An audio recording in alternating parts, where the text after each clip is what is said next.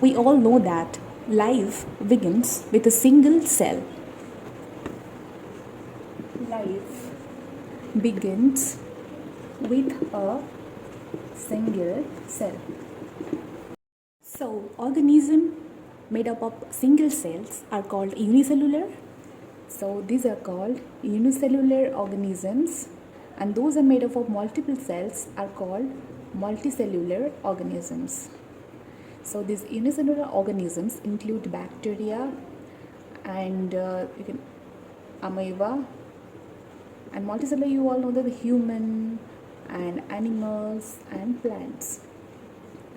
So, a single cell, that is unicellular cell, can be represented as life, that is in form of bacteria and amoeba. Yeast can also be represented as a unicellular organism. There are other varieties of unicellular organisms present. So, what's there inside a cell? I will write in the form of flowchart. I will write here, this is cell. Okay, let's erase it first. So, पहले cell का एक outer covering होता है जिसको बोलते हैं हम cell membrane. So here the outer covering of cell is called cell membrane. But in case of the plant cells, another layer is present surrounding this cell membrane. तो plant cell जो होता है ये तो सेल मेम्ब्रेन होता है, सभी cell का कवरिंग को बोलते हैं सेल मेम्ब्रेन, आउटर कवरिंग को. But that is a plant cell के सेल मेम्ब्रेन के साथ साथ उसके सराउंडिंग होता है और एक सेल वॉल होता है जो कि एक रिजिड स्ट्रक्चर होता है. ये सिर्फ प्लांट सेल में ही प्रेजेंट होता है, प्लांट सेल्स में होता है सब. ये तो गया कवरिंग वाला पार्ट चला गया. तो सेल के अंदर होता है क्या? तो सेल के अंदर होता है एक, let me first make the flow chart. So here you can see in this chart, here is the cell, and the cell has two component basically. First one is the covering or the outer layer of the cell, that is called the cell membrane. But in case of plants, outer to the cell membrane, that is another layer present called cell wall. So after the cell membrane, another component is protoplasm. What is protoplasm? Protoplasm is composed of cytoplasm and nucleus. So there are two terms, that is protoplasm and cytoplasm. So what's the difference between the cytoplasm and protoplasm? There is no such big difference between this cytoplasm and protoplasm, but there is a difference of a single word. इसको लिखेंगे यहाँ पे. Cytoplasm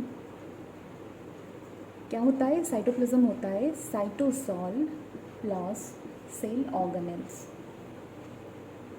Cytosol is a colorless gel-like substance in which the cell organelles are scattered. The two components form cytoplasm. But what is protoplasm? Protoplasm is nothing else but the cytoplasm plus nucleus.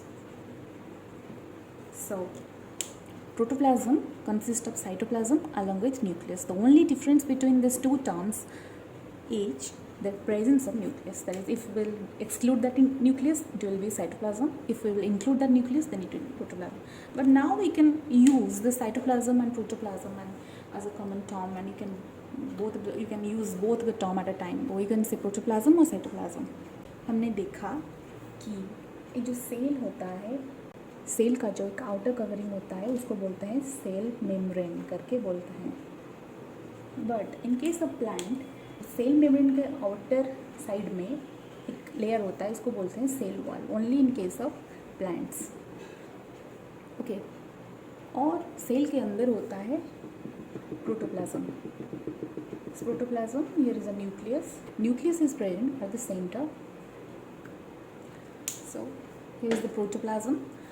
Inside this protoplasm, there are cell organelles. Different shape. The organelles are different shape and they perform different functions. So I'm not explaining all of this. We'll explain in the next videos. So these are the cell organelles. So this is the common basic structure of cell.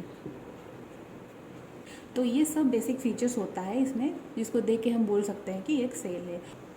एक outer covering होता है, इसको बोलते हैं cell membrane. In case of plants होता है cell wall outer to this cell membrane. उसके अंदर होता है प्रोटोप्लाज्म। प्रोटोप्लाज्म में बहुत सारे सेल ऑर्गेनेल्स स्कैटर्ड होके होते हैं। उसके सेंटर में होता है एक न्यूक्लियस। ओके, तो ये जो न्यूक्लियस होता है, न्यूक्लियस सेंटर में जो न्यूक्लियस प्रेजेंट है सेल का, एक मेम्ब्रेन से सराउंडेड है, surrounded by a membrane. This membrane को बोलते हैं न्यूक्लियर मेम्ब्रेन।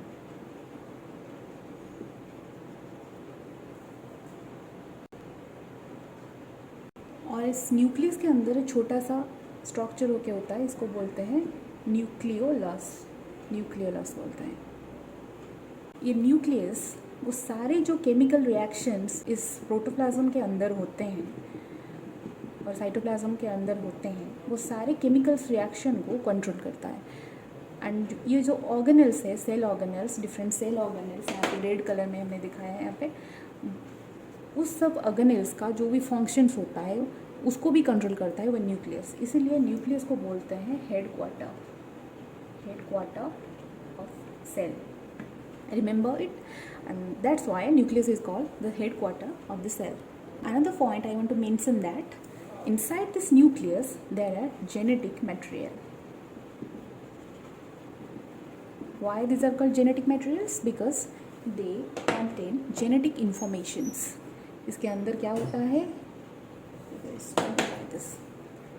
इसके अंदर genetic informations होते हैं। जेनेटिक इन्फॉर्मेशन क्या होता है? जेनेटिक इन्फॉर्मेशन होता है वो सीक्रेट कोड की तरह होता है जो कि कंप्लीट ऑर्गेनिज्म और लिविंग ऑर्गेनिज्म का कैरेक्टर्स और डेवलपमेंट को रिप्रेजेंट करता है। मतलब कि ये एक ऑर्गेनिज्म कैसा दिखता है, उसका कैरेक्टर्स उसमें क्या क्या है और उसका डेवलपमेंट किस तरह हो रहा है, वो सब चीज़ें डिपेंड करता है वो जेनेटिक इन्फॉर्मेशन के ऊपर। ये जो जेनेटिक इन्फॉर्मेशन होता है वो किसके अंदर होता है? वो होता है न्यूक्लियस के अंदर। न्यूक्लियस के अंदर किस फॉर्म में होता है? In the form of chromosomes. Chromosomes के फॉर्म में ये genetic information as a secret code inside this nucleus में होता है। जब एक सेल डिवाइड करता है तो इस सेल डिवीज़न के दौरान 2 सेल में कन्वर्ट होता है, तो उसके अंदर जो न्यूक्लियस होता है वो भी डिवाइड होता है और उसके अंदर जो जेनेटिक मैटेरियल होता है वो भी डिवाइड होके जाता है। मतलब कि this cell develop into 2 cell with similar genetic material. Now we will learn ये जो सेल ऑर्गेनेल्स होते हैं वो क्या क्या होते हैं, कितने वेराइटीज़ है और क्या है वो हम लोग देखेंगे अभी। Just for the basic information let's erase this. So here are some cell organelles that are found inside the cell, that are endoplasmic reticulum, Golgi complex, mitochondria, lysosome, plastids, vacuoles, ribosomes, cytoskeleton, centriole, microbodies and nucleus. ये जो cell organelles होते हैं उसका specific structure होता है खुद का और फंक्शन भी डिफरेंट होता है। ये सारे जो सेल ऑर्गेनेल्स है सबका हम एक एक करके स्ट्रक्चर, फंक्शन सब देखेंगे नेक्स्ट वीडियोस में। अगर सेल को एक कंप्लीट फंक्शनल यूनिट लेते हैं और उसके अंदर ये सब सारे जो सेल ऑर्गेनेल्स है कुछ कुछ फंक्शंस प्ले करते हैं।